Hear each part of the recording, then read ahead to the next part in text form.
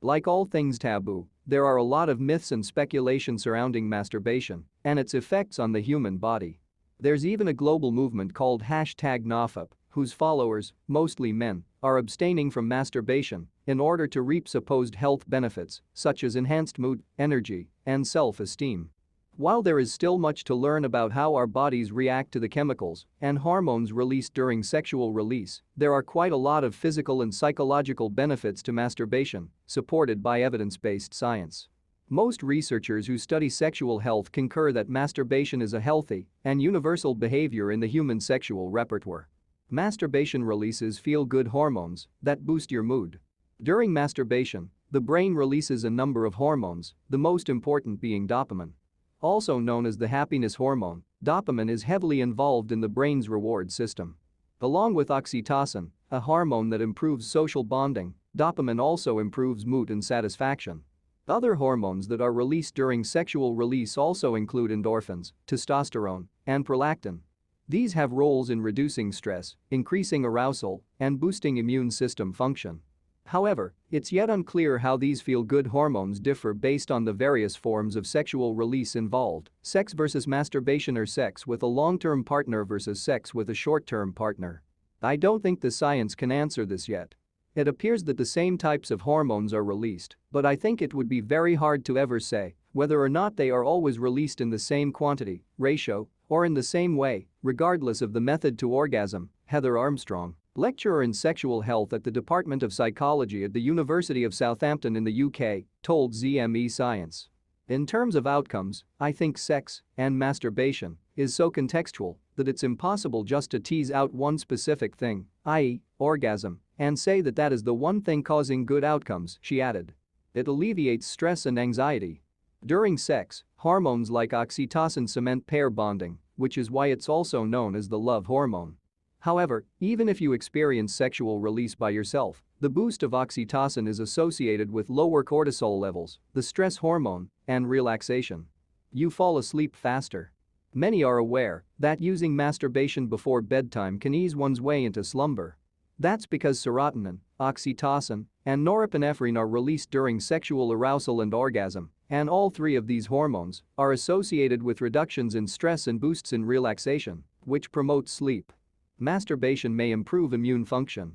The hormones serotonin and norepinephrine are known to boost REM and deep non-REM sleep, during which immune system proteins known as cytokines are released.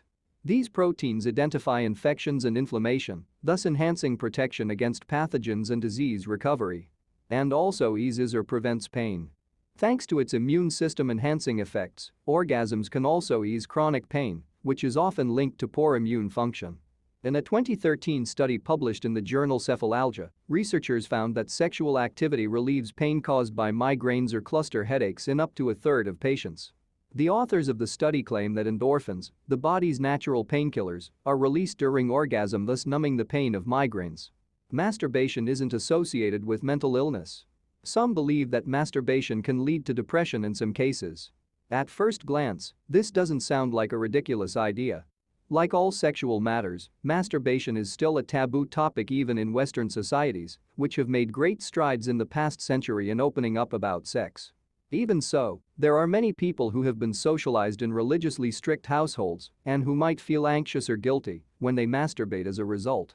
A 2018 study found that about 62% of male participants who were diagnosed with clinical depression also experienced some form of sexual dysfunction. Among this group, myths about masturbation were prevalent. However, there is no evidence that suggests masturbation triggers or amplifies depression symptoms. If anything, masturbation should help ease depression thanks to mood-enhancing hormones released post-orgasm. Low sex drive is a common symptom of depression, and masturbation might help boost it. A 2015 study found that female masturbation enhances sexual satisfaction and helped women have more orgasms when they had sex with a partner. Nevertheless, those who feel guilty and very anxious because they masturbate should see a therapist specialized in sexual health.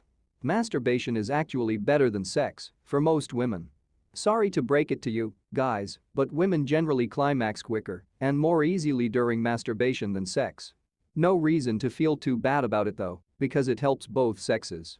A 2014 study showed that 35% of women who regularly had orgasms when they had sex also masturbated, compared to only 9% of women who could climax regularly during sex but reportedly did not masturbate. As for heterosexual men, 95% climax regularly during sex, according to a 2017 study, regardless of their masturbation habits. But although studies indicate that self-pleasuring leads to better and more frequent orgasms in relationships, many women believe that their masturbation habits can be perceived as a threat or even an insult to their male partner's sense of sexual prowess.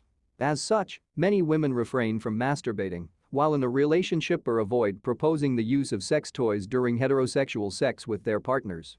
This widely held belief was reported by a recent systematic review of hundreds of scientific papers relating to women's experiences, motives, and perceptions of masturbation, where Dr. Armstrong is a co-author.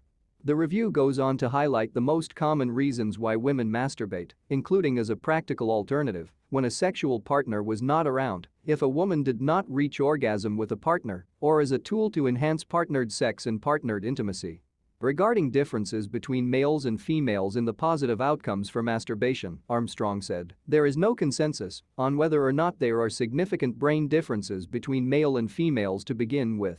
Further, because attitudes toward male versus female masturbation, both individually and socio-culturally, tend to be quite different, it would be nearly impossible to tease out whether there is a biological brain difference or whether any differences, if there are any, were because of other external factors. Is masturbation ever harmful? Like all things, moderation is key. Excessive masturbation can damage relationships when it becomes the sole outlet of sexual expression.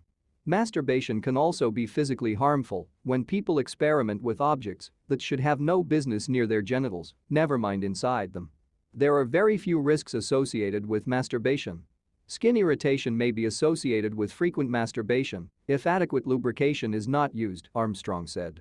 There are many myths, however, that claim masturbation can cause prostate cancer. False. Is addictive. The American Psychological Association doesn't recognize masturbation as an addiction. Is not safe while pregnant. False. That vibrators cause nerve damage. False. Lowers sperm count. False. Men don't have a finite amount of sperm or lowers testosterone. False. The idea dates from Greek and Roman times but has no scientific evidence to back it up.